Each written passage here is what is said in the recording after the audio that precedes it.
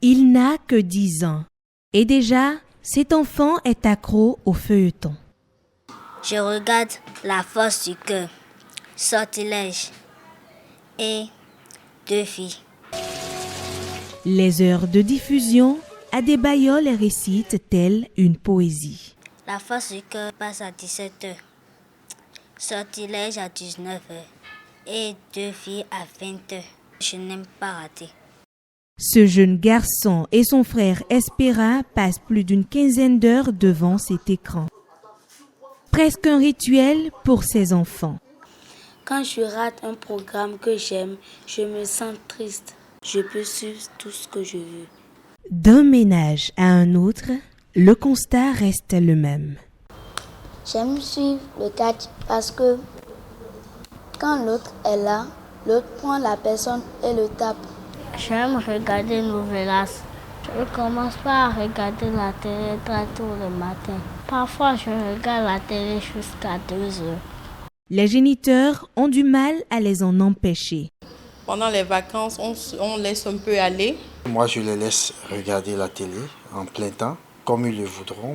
Je reviens le soir quelquefois, je les retrouve toujours à la télé, je les laisse parce que je dis, ils sont en vacances. Importante, certes, mais la télévision peut faire plus de mal que de bien à un enfant. Les problèmes de fatigue visuelle, il est enfermé dans le virtuel. Il y a que l'individu observe aussi un repli sur soi.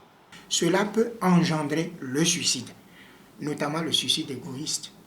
On ne pourra pas lui reprocher telle ou telle chose, parce que le mode de fonctionnement qu'il a vu n'est pas celui de sa société.